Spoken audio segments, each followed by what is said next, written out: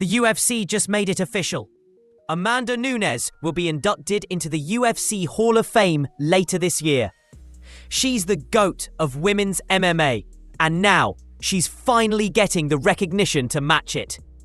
And congratulations to the absolute legend, the greatest of all time, Amanda Nunes, on her upcoming induction into the UFC. A true pioneer of the sport. Her resume speaks for itself. Double champ, title defenses in 2 divisions, and victories over legends like Rousey, Cyborg, and Shevchenko. Nobody's done it quite like Amanda. And this honor was long overdue. But that wasn't the only big moment from UFC 314.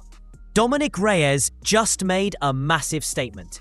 He finished Nikita Krylov with a clean KO in the first round. His 3rd straight win and his biggest since his return.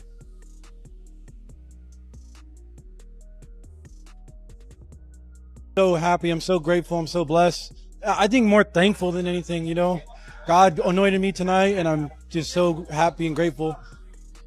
Every opportunity in the octagon is its own little universe. It really is, and the loss is completely devastating. The wins are everything. In this organization, every single win means everything. Whether it's you're barely working your way up the ladder or not, because once you get knocked down a couple rungs, it's really hard to build back up. And I'm literally on my 2nd UFC run, and the first one felt really good, but this one it just feels a little bit better because of I did fall all the way down. I'm sorry. And now I'm on the rise. 1 away from the title. So he's never been knocked out before, if you didn't know that, in the UFC. So I didn't expect to knock him out. Right? I thought I prepared for a 3-round war, right? Where we're just sweating and fighting for every position. And I guess when you train hard, the fight's easy. You know, that's kind of the motto. But yeah, my pool 2 is the best in the business. There's no question about it. Yeah, I do things that MMA fighters don't do, and I can fight forward and backwards. Dom's not back, he's better. I was already dangerous to begin with, you know, I was a problem to begin with. Now they're like, damn, you know, I'm putting guys out. So I'm 1 away. There's some interesting matchups happening. So we got Jamal Hill and Khalil fighting. That would be fun to fight the winner. Who wouldn't want to see the rematch with Jerry? You know, and then Rakic, he's up there and he's just sitting stagnant. That would be a fun fight as well. I'm trying to fight the best guys in the world and become the best. But that wasn't even the wildest finish of the night. Silva shocked everyone by submitting Bryce Mitchell via ninja choke in round 2. About how I'm going to change everyone that I love. I'm going to change their lives. I don't even know. I'm watching now my wife hugging Amanda Nunes, one of her biggest idols in the sport. So I don't even know what to think. You know, I have this crazy way of being, but people I think are realizing that it's not an evil way of being. My master, Flavio Alvar, and I trained out a lot, like 24 hours a day, training that choke. So, you know, I had a feeling I wanted to knock him out, but, you know, I have to dedicate this choke and this submission win to my master.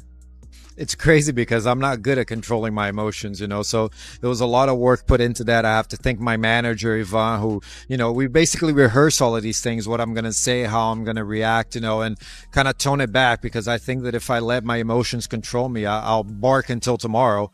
But, you know, it's a work in progress to get in there and control it. I don't even know if I should say this, but Sean Shelby just told me that good things are coming. So who knows? Maybe I'll beat someone else. From surprise submissions to decision dominance, Yair Rodriguez is back in the win column.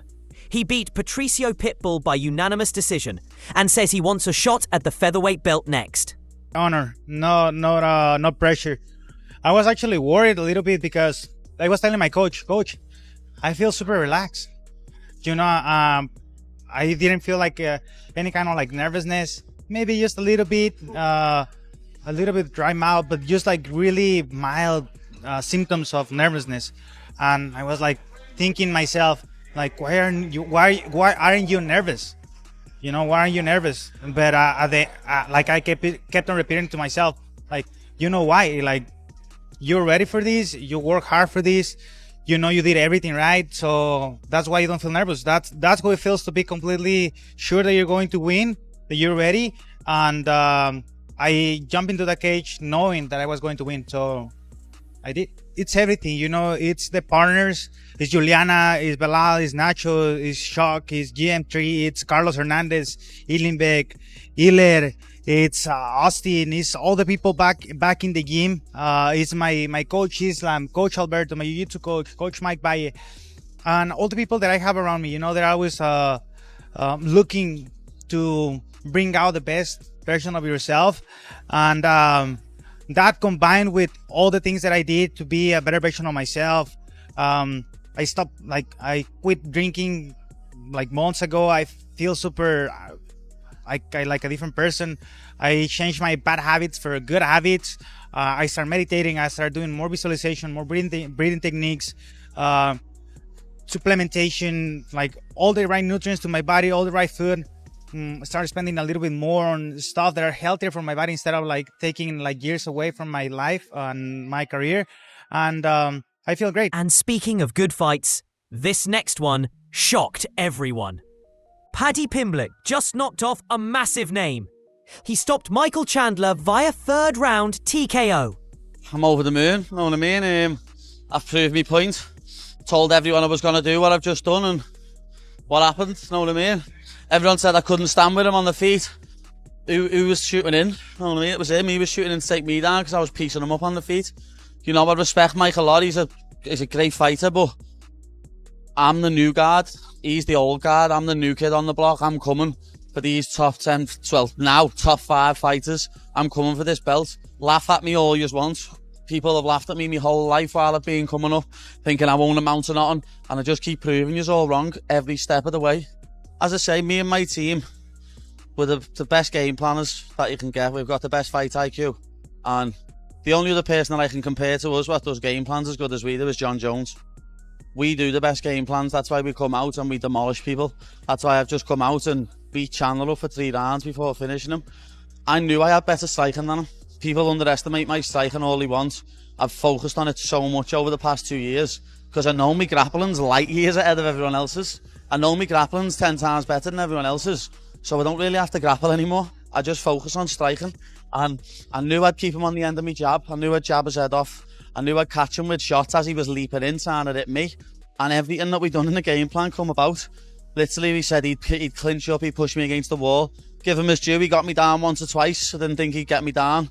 Motherfuckers give me a mat burn on my elbow, which I'd rather get punched in the face than get mat burn. Mat burn's a killer.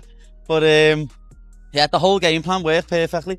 And then obviously when I knew I had him hurt in the third, I went for the kill and then thought, no, a wounded animal is the most dangerous one. I knew he'd start swinging, so I thought, now I'll take you down. Now I'll put you on your back. And that's what I did. Got mount, and I said if I get on top, in the fighter meeting, I said if I get on top of him and mount, I'll elbow him till I finish him. And that's what happened. I personally think now I'm 1 fight away from the title. The names I've just mentioned, if I beat Charles, Dustin, Justin, even Armand, the little bitch ass, beat any of them 4, and I'm fighting for the belt. But the night wasn't done delivering surprises. Alexander Volkanovski defeated Diego Lopez via unanimous decision to reclaim the UFC featherweight title. Man, a lot of people counted me out, right? Coming off 2 knockout losses. The 35-year-old curse, 36 years old, big break, come back and beat a gun like Diego Lopez, who come and bring it. Mate, it's good to be back for everyone watching. Hey, adversity is a privilege. You hear people talk about that all the time. It truly is. This moment is... But that wasn't even the most heated moment of the night. Merab Dvalishvili had a bizarre moment. He confronted a guy live on Instagram who allegedly gave him wrong directions. You want on Instagram? No, what is your Instagram? I mean, I want to. But if you don't know, say you he said he was trying to troll y'all. No. That's what I'm trying to say. Oh, That's what I'm saying. bro.